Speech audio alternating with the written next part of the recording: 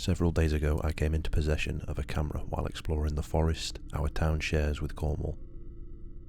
The contents are endlessly disturbing and have been the source of my nightmare since, so I warn you to turn back now if you wish to save yourself from a similar fate. No? Well, at least my conscience is clear. I have managed to stitch together a story from the videos I've found on the camera in hopes that it will provide a greater understanding of the horrors it bestows upon me. Act 1. The camera clicked on and focused on a young man, seemingly in his mid-20s, whom I now know to be Corden. Alright, so, I left Cornwall early this morning, and I've reached the edge of the forest it shares with my destination. It's a rather long hike, so I'm all prepared to camp. The camera shook a little as he directed it over his shoulder to the rucksack he donned. If all goes well, I should be sipping a margarita by the docks sometime tomorrow afternoon. Act 2. What are you doing? Asked the little girl, whom the camera was now pointed at. She was leaning lazily on a trunk of a tree and came off as rather puzzling to me. On my first watch, I had no idea why a little girl would be out here on her own. But of course, this was no ordinary girl. Corden replied from the other side of the camera. Oh, I like to record what I do, especially when I'm travelling. I'm going on holiday to the town on the other side of this forest. How come you're out here on your own? Oh, alright. You know, if the next town is your goal, you might want to take the more beaten road. I would advise against going further into the forest, you know. I initially didn't make much of her ignoring Corden's request, but that was clue number 1 of what was to come. Corden evidently didn't think much of it either, for he too shrugged it off and went on. And why would that be? The girl's eyes adopted a far-off, widened look as she began to narrate. Come nightfall, the forest will be drenched in darkness, unlike any other you've seen before, and the Vanator will start its hunt. They say it stalks its victims to rattle their nerves before ripping off one limb at a time and feasting on the flesh in front of the screaming human. The story chilled me, but Corden seemed unfazed. He chuckled, and who might they be? The look in her eyes suddenly snapped back to normal, replaced with a childlike innocence.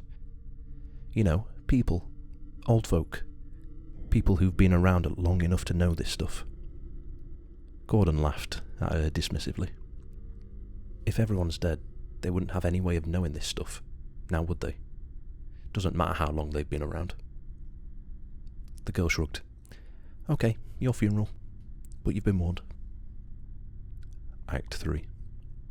The camera was much shakier when it turned on this time. Corden was shivering, and he seemed unable to speak much. The first 2 acts of this story had been filmed under sunlight, but its last whips had now seemingly given up on their effort to penetrate the dense tree covering, and the moon had been swung up in the sun's place. A strong breeze billowed, and Corden's clothes whipped around his body, hugging his frame tight. I could vaguely make out a low, eerie howl coming from all around him, having no source I could discern. Corden betrayed the same, for he suddenly shook and hurriedly looked around. I've slowed down this part of the video and painstakingly examined it, but I haven't found the slightest indicator that could have warned Corden of the fate that was to befall him. Corden's pace slowed as he stumbled on a surface route. He steadied himself, only to trip over another, and have to lean on a tree for support, dropping the camera as he did so. I watched Corden raise his arm to his forehead, probably to wipe the beads of sweat that come with fright, no matter the cold. But, more correctly, I watched him try to. His arm seemed stuck to the trunk, inexplicably glued in place. The skin on his fingers peeled off painfully slowly, and receded into the tree. Blood flew all over the place, some getting on the camera lens too. Resultingly, my view was now drenched in blood. Blood that hit the bark disappeared on contact, seemingly absorbed into the trunk, and I heard a crunching noise coming from within the tree trunk as the tips of his fingers disappeared in small increments. I watched as Gordon tried and failed to scream. His mouth opened and shut silently, and as I could see his fear grow, he tried again, but his jaw had been fixed in place, no longer obeying his mind. The trunk continued to claim more and more of his hand, spitting out droplets of blood as it did so. Gordon tried to use his other hand to push the first one free, but that too became stuck where he placed it, and the trunk began to work on hand number 2. Somewhere behind him, I heard rustling noises. Gordon must have too, for he snapped his head back, most likely hoping that it was a passerby willing to help. His voice worked this time. Act 4. I had no view of what happened next, so I have to rely only on audio to construct the next part of this story. Somehow, not knowing what exactly happened has made it worse for me, and every night a new possibility snakes into my nightmares. I heard crunching and creaking and groaning noises off camera. The first night my dreams assumed it was trees physically parting, bending and twisting out of the way. I know this much for sure. Whatever was coming had heavy footsteps, for the camera jumped up and down a little bit in place with each nearing step. The tree had stopped trying to kill Gordon, but that only scared me more. The figure finally made its entrance, and I could see who it was.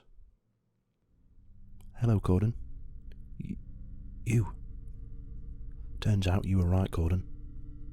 There was no stalking, no nerve-rattling. You're still going to die, though, don't worry about that. She ended with a sinister wink and a warning nod. But how? Gordon was too frightened to question how she knew his name, or what was happening. The girl laughed in response. I warned you, Gordon, but did you listen? No. Just like the others, you chose to ignore the words of a little girl only trying to keep you safe. It's your own fault, you know. Gordon began tugging at his hands with renewed effort, yanking them away from the trunk. The girl laughed harder. You're a fucking maniac. And you're going to be dead. I'm better off, wouldn't you say so, Gordon? She stalked over to him slowly but deliberately, cackling with each step, beating her hand on every tree she passed. She revelled in Gordon's fear and pain and screaming, visibly enjoying herself. When she finally reached him, she licked a finger and ran it down Gordon's face, who was tethered in place, anchored by the hands the tree had swallowed. Yes, you will do very nicely. Well done, Gordon. He fell to the ground, suddenly free from the trunk's hold, probably having a fractured rib or two. But when he got up to run, he found he couldn't. He wasn't being held back by anything this time, he just couldn't. The girl laughed again. What's the matter, Gordon? What have you done to me? Why can't I move? His voice shook with each word, becoming more unstable the more he talked. She laughed again and pushed him into the tree, where it resumed his hold on him. His body shook with the fresh jolt of pain that shot through him. I like to start from the bottom, you know. Have them screaming for as long as possible. I like to hear them beg for mercy and apologise over and over again, not even sure what they did wrong.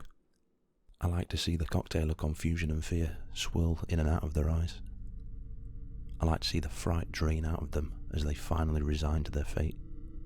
I hope you won't disappoint me, Gordon. No, please let me go, please. She laughed and said with a smirk, right on time. She lifted her hand to his cheek and held it there for a moment, admiring her prey. She smiled, and her hand moved again, making a thin slit on each cheek, Gordon's skin peeling apart to reveal the pink mass underneath. Satisfied with the crimson stripe running down both cheeks, she moved on.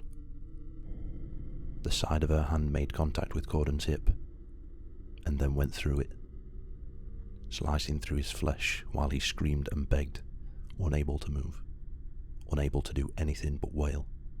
He splintered apart, splitting out blood and other insides across the forest floor. The girl looked at the collateral of her work and laughed, sinisterly content. She stopped midway through his hip and dashed a hand down, cutting off Cordon's left leg.